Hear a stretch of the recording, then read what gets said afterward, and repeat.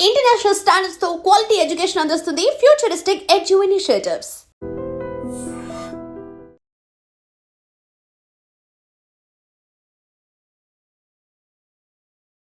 నమస్తే, welcome to I dream talking point with కవిత.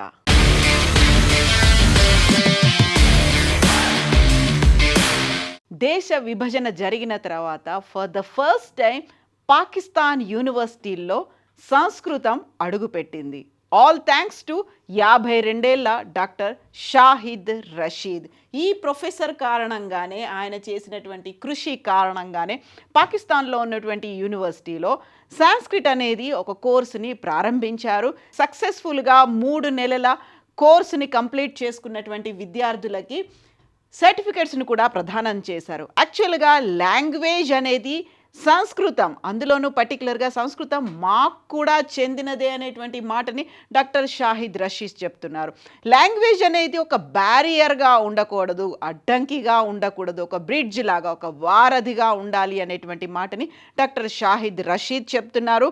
ఇందులో ప్రధానంగా Lahore university of management sciences ఇక్కడ విద్యార్థులకి, అక్కడ ఉన్నటువంటి ప్రొఫెసర్స్కి కూడా వాళ్ళ ఆసక్తి మేరకు సాంస్క్రిట్ అనేది నేర్పిస్తూ ఉన్నారు. ప్రాచీన భాషలో 4 క్రెడిట్ల కోర్సుని ఇందులో ప్రవేశపెట్టారు. ఈ చారిత్రకమైనటువంటి నిర్ణయం వెనకాల ఫార్మన్ క్రిస్టియన్ కాలేజీలో అసోసియేట్ ప్రొఫెసర్గా పనిచేస్తున్నటువంటి డాక్టర్ షాహిద్ రషీద్ కృషి ఉంది. ఆయన అసోసియేట్ ప్రొఫెసర్ ఆఫ్ సోషియాలజీలో వర్క్ చేస్తున్నాడు.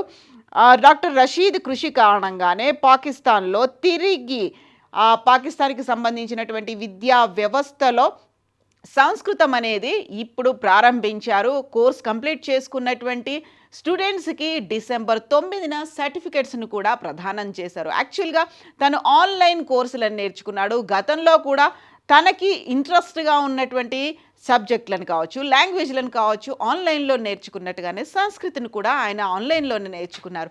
భారతీయులు ఉర్దూని, అరబిక్ని నేర్చుకుంటున్నప్పుడు పాకిస్తాన్లో ఉన్నటువంటి వాళ్ళు సంస్కృతిని ఎందుకు నేర్చుకోకూడదు? అందులోనూ ప్రధానంగా సంస్కృతం మాకు కూడా చెందిందే. సంస్కృతంలో గ్రామర్కి మూలమైనటువంటి గ్రామర్ని నిర్దేశించినటువంటి పాణిని మా ప్రాంతం వాడే, మేమున్నటువంటి ఈ ప్రాంతానికి చెందిన వాడే పాణిని.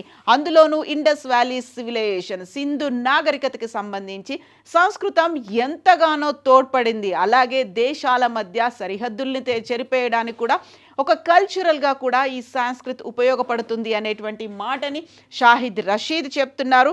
అందులో మనం ఎందుకు నేర్చుకోకూడదు? యాక్చువల్గా తను సంస్కృత్ నేర్చుకుంటున్నాను అనుకుంటున్నప్పుడు, సంస్కృతాన్ని తను ఆన్లైన్ కోర్సులో అభ్యసిస్తున్నప్పుడు చాలామంది తనని అడిగారు, నువ్వెందుకు సంస్కృతం నేర్చుకుంటున్నావు అని. దానికి ఆయన ఇచ్చినటువంటి సమాధానం, మనం ఎందుకు నేర్చుకోకూడదు? సంస్కృత వ్యాకరణవేత్త పాణిని నివసించిన గ్రామం మన ప్రాంతంలోనే ఉంది. సింధులోయ నాగరికత సమయంలో ఎన్నెన్నో రచనలు జరిగాయి అనేటువంటి మాటని డాక్టర్ షాహిద్ రషీద్ వెల్లడించారు. సంస్కృతం ఒక పర్వతం లాంటిది, ఒక సాంస్కృతికమైనటువంటి స్మారక చిహ్నం. అది మనకు కూడా చెందిందే. ఇది ఏ ఒక్క మతానికో మాత్రమే పరిమితం కాదు. అందువల్లే నేను సంస్కృతం నేర్చుకున్నాను. దానికోసమే ఇప్పుడు పాకిస్తాన్లో ఉన్నటువంటి యూనివర్సిటీల్లో కూడా దాన్ని ప్రవేశపెట్టాల్సినటువంటి అవసరం ఉంది అనేటువంటి మాట. దీంతో పాటుగా భగవద్గీతని, అలాగే సంస్కృతాన్ని కూడా నేర్పించడం, దానికి సంబంధించి క్లాసెస్ను కూడా పెట్టాలి. రాబోయేటువంటి 10-15 ఏళ్లలో స్కాలర్స్ కూడా దీని నుంచి తయారవుతారు అనేటువంటి మాటని ఆయన చెప్తూ ఉన్నారు. ఎట్ ద సేమ్ టైం మరింత సామరస్యానికి ఇది నెలకొల్పుతుంది, దేశాల మధ్య సరిహద్దుల్ని చెరిపేస్తుంది, అందులోనూ ఒక వారధిలాగా ఉంటుంది అనేటువంటి మాట. భారతదేశంలో హిందువులు, సిక్కులు అరబిక్ నేర్చుకుంటున్నారు. పాకిస్తాన్లో ముస్లింలు సంస్కృతం నేర్చుకోవడం ప్రారంభిస్తే దక్షిణాసియాకి ఒక కొత్త ఆశాజనకమైనటువంటి ఒక సూచిక, ఒక ప్రారంభం అనేది అవుతుంది, ఒక మంచి సైన్గా, సంకేతంగా నిలుస్తుంది అనేటువంటి మాటని డాక్టర్ షాహిద్ రషీద్ చెప్తున్నారు. ఇక్కడ భాషలు అడ్డంకులుగా కాకుండా వారధులుగా ఉంటాయి అనేటువంటి మాట, బ్యారియర్స్ కాకుండా బ్రిడ్జెస్గా ఉంటాయి అనే మాట. దీంతో పాటుగా Gurmani centre director doctor Ali Usman Qasmi కూడా అక్కడ ఉన్నటువంటి పంజాబ్ యూనివర్సిటీలో వేలాదిగా సంస్కృత పుస్తకాలు ఉన్నాయి, వాటన్నిటిని ఎవరు పట్టించుకోవట్లేదు అనే మాట. 1930లో పండితుడు జేసీఆర్ వూల్నర్ వాటన్నిటినీ సేకరించి వాటిని రికార్డ్స్గా నమోదు చేసినప్పటికీ 1947 తర్వాత ఎప్పుడైతే పార్టిషన్ విభజన జరిగిందో అప్పటి నుంచి పాకిస్తాన్లో ఉన్నటువంటి పండితులు ఎవరు ఆ సంస్కృత గ్రంథాలను పట్టించుకోవట్లేదు. బయట నుంచి వచ్చిన వారు విదేశీ పరిశోధకులు మాత్రమే వాటిని ఉపయోగిస్తున్నారు. అందువల్ల స్థానికంగా ఉన్నటువంటి పండితులకు శిక్షణ ఇవ్వడం ద్వారా పరిస్థితులు మారుతాయి అనేటువంటి మాటను కూడా ఖాస్మీ చెప్తున్నారు.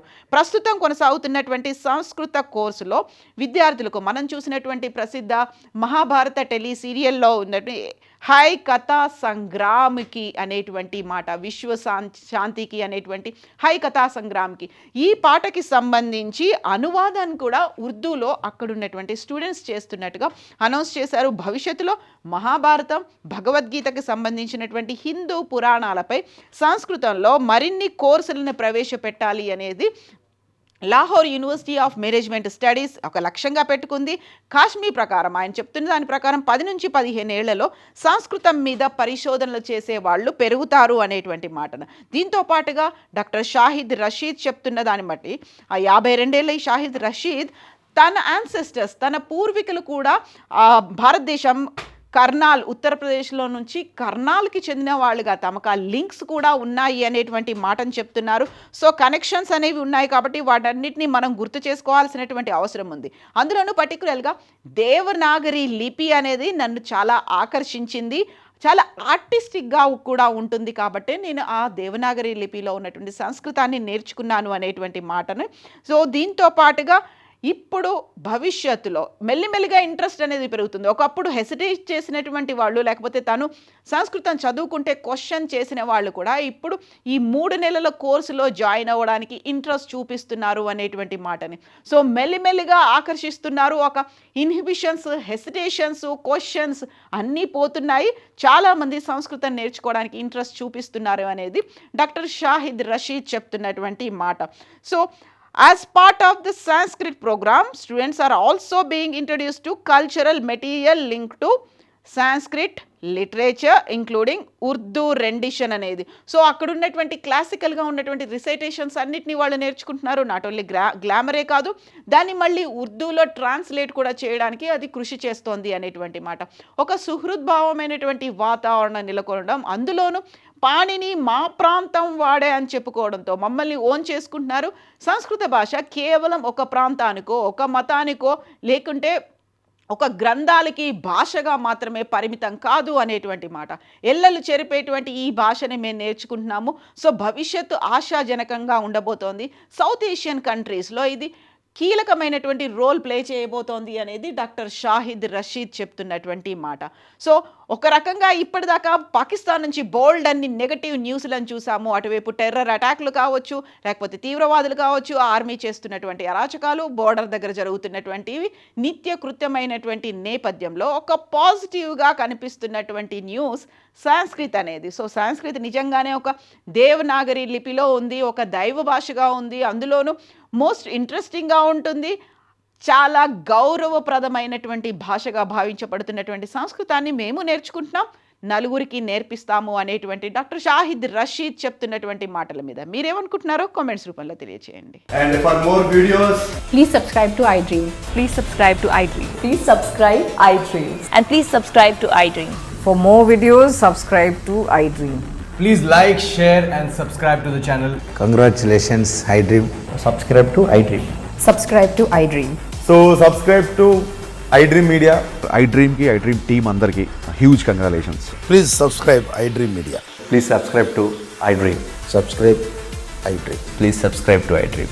iDream అంటే నా కళల ఛానల్ను సబ్స్క్రైబ్ చేసుకున్న నోరు తిరుగుతలేదు, మీరైతే గంట గుర్తు కొట్టండి. For more such videos, please subscribe to iDream.